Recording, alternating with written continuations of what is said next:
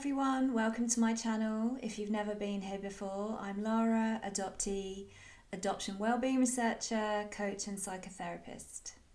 And today I'm talking about when to tell your adopted child that they were adopted.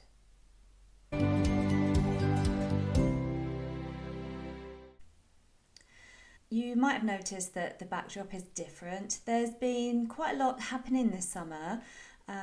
This is my home office and I'm pleased that I'm back in my home office, but I have been on the move, so recent videos have been filmed in different places and my home office was being decorated, so there's been lots of different backdrops, but I'm back. So today I'm talking about when to tell your adopted child that they were adopted. Now, of course, some children come to adoption at a particular age and therefore in full knowledge of their adoptive status. And so that specific conversation might not be something that you need to think about when you would sit down and have that conversation. It's just part of their knowledge already. Now, obviously, all the kind of findings around open communication ongoing is still really, really crucial, that you would still have conversations with your child about all of those things, with an emphasis on how that feels for them, in a balanced and compassionate way, hopefully. But no, so today is more towards those of you who have adopted babies kind of pre-verbally, infants that have limited awareness, conscious awareness, as I always say, because we are now very well aware that babies have experiences pre-birth and that there are lots of unconscious experiences that later will manifest themselves through feelings and awareness and different behaviours. Conscious awareness only comes a bit later in the child's development, so depending on the age at which you adopted your child, there will be, for many of you, the case that your adopted child is unaware of the status of their adoption.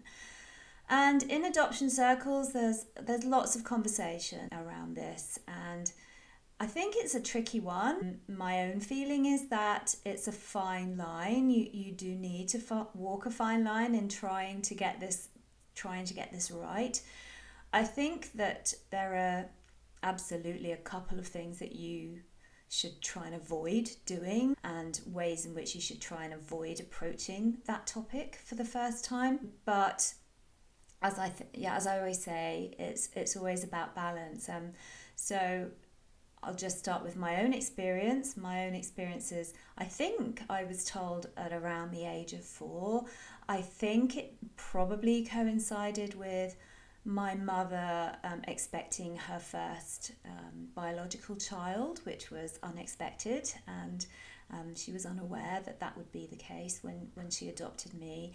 And I feel like I was around 4 years old when she told me, and I will forever remember that conversation. And so in the life of an adoptee, finding out their adoptive status is a really key moment.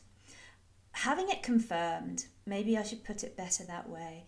I think when we refer to the blank slate theory, or my vanilla baby sort of expression, as some of you have commented that I've coined, this idea that the baby is vanilla or is blank up until the adoption or up until their first experiences is, as we now know, not true. And so the separation from the biological mother absolutely has impact. And so my belief is, and my belief about myself is, that I was aware on some level of that. But to have that confirmed in a conversation, in a conceptual conversation by an adult, by your adoptive parent, for me was a moment that will be forever indelibly ingrained on my mind and on my memory. And I have certain feelings and emotions attached to that moment and to that truth. And so it is kind of important to try and think about how you're going to share that news with the adoptee in your life. The biggest no-no clearly is withholding that information. And I've heard awful stories actually about people who only discovered this in their teens, and obviously that can lead to real trauma and real shock when, as we know, we have a story that we tell ourselves about our lives, and we have memories and thoughts. And so to discover at the age of, 14, 15, that actually the life that you've led to that point is not what you thought it was, can be very, very damaging and can result in serious mental ill health. So absolutely, it's a conversation that I think really needs to happen well before the child sort of really can kind of conceptualize what that means. Because as we go through school, the early years, and then sort of the middle years and heading into adolescence, we understand that there are different models of families. We understand that there are different ways in which people are related to each other. But in the earlier years, we just accept our reality as the norm, if you like. And so what's helpful is to try and enable the child to integrate their truth into their understanding of their world, if that makes sense. And so, but the conversation does need to happen. It's also not advisable to kind of make these statements in passing. And so that's what I mean. It's kind of like the balance that you should try and strike is quite tricky in a way.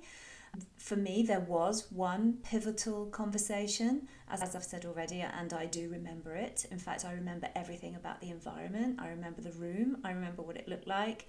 I remember the wallpaper on my parents' walls, and I remember the curtains that were hanging in the window. And I was 4 years old, possibly younger. And so it's such an important moment that you've got to try and do everything you can to give them the knowledge of their status, at the same time as allowing for the gravity of that to exist in the conversation. Okay, so what I'm trying to say there is, you kind of don't want it to make it into a big, awful deal, because it is a big deal. It's not always an awful deal, but it's definitely a big deal, and it's certainly a big deal in the lives of adoptees, all adoptees, no matter the outcome, no matter their adjustment. It's a big deal. And so you have got to do it in such a sensitive way, but you also want to be able to be compassionate about it. So you kind of don't want to make it into a thing whereby you're sitting down having a really serious conversation, but there's no compassion. Or on the other extreme, that you are sitting down having a conversation and there's too much compassion. The reassurance, the shoulder around the arm, the offer of a hug is always going to be something that will be well received. You can't mention it in passing whilst you're washing the dishes, because it's too much of an important piece of information to the life of the adoptee. And at the same time as that, you don't want to make it into such a serious issue that your adoptee feels they'll never adjust or get used to that reality or that truth. And so as with all these things, it kind of is a tricky balance to strike. But I do feel that, if you are somebody who's thinking about how to parent an adoptee, you're thinking about how to incorporate a therapeutic approach into your parenting style.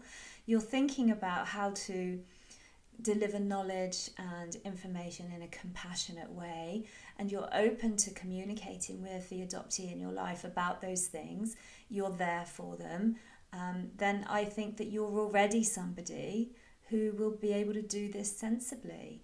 And as with all of the findings, the outcomes that are deemed to be the best for adoptees are those whereby the parenting is one of kind of being there reliably, being compassionate and being understanding. And as I always say, it's very difficult being a parent. You're never going to get it 100% right, but aiming for that as an approach more generally will mean that you maybe get it right probably 80% of the time. Nobody's expecting perfection, but it is about, with adoption, it absolutely is about understanding the pain and the adjustment that's required, the loss and the trauma. And so that very first conversation, or the very first time this piece of information comes to light, it kind of is important. So in a nutshell, what I would say is probably a good approach is to have the conversation quite early. I wouldn't kind of do it flippantly where, maybe you're washing up and your child's doing their homework and mentioning it that way. It obviously deserves more than that. And I would do it early, but I would say make yourself available to receive their thoughts on that. Make yourself available, and possibly not immediately. They probably won't immediately be able to process that information. This kind of information takes a really long time to settle in, but if you can say to them, I'm here, whatever you need to talk about, let's have that conversation however frequently you need, and then expect, again, depending on the age, expect some internalization of that truth for your child. And for me personally, there are a lot of processes that were attached to that, because as I say now, and maybe that's my adult perspective as I look back, but given the behaviours that I was exhibiting as a young child, and what I now know to be true, I think when I was told that truth, it was just confirming what I already knew to be true on some level. So that's really life-changing. And it's not about thinking that a 4-year-old can't internalize or kind of assimilate this kind of information, because it's information that settles in and then accompanies them throughout the rest of their life. But in that conversation, be kind, be compassionate, and be present. Be present in the conversation. Don't be busying yourself with something else, and don't make it into an insurmountable thing. With open conversation, with open communication and compassion within the family, including all siblings, that should be encouraged. Then I feel like it's something that can be perfectly well adjusted to, given the right approach. Now, this is just one of the things that will contribute to the attainment of well-being for your adoptee. And obviously it's not this alone, it's actually a whole approach towards how to be a parent of an adoptee. Yes, the individual conversations are very important, but it's an attitude. Actually, it's an attitude, it's an approach, it's a thought process, and it very much is about putting yourself and your own emotions secondary. Now, that isn't to say that those should not be attended to. Of course, you've got to look after yourself, you've got to look after your emotions as well, and there will be lots of times in the journey with the adoptee in your life where you feel emotionally triggered or upset. You absolutely need to deal with that. But in terms of the interactions with your adopted child, the emphasis needs to be on them. They need to understand that you get what they're going through and how big a deal this is. And that would be the mentalization, that would be the ability to put yourself in their shoes, to have theory of mind, emotional intelligence, and all of those things. So I'd be really interested to hear any feedback that you have on this, or any questions directed towards me generally, actually. So as always, if you find these videos useful, if you find this video useful, please like and subscribe, tell your friends and colleagues, and hit the bell if you'd like to be notified of the upcoming videos. All right, thank you for watching.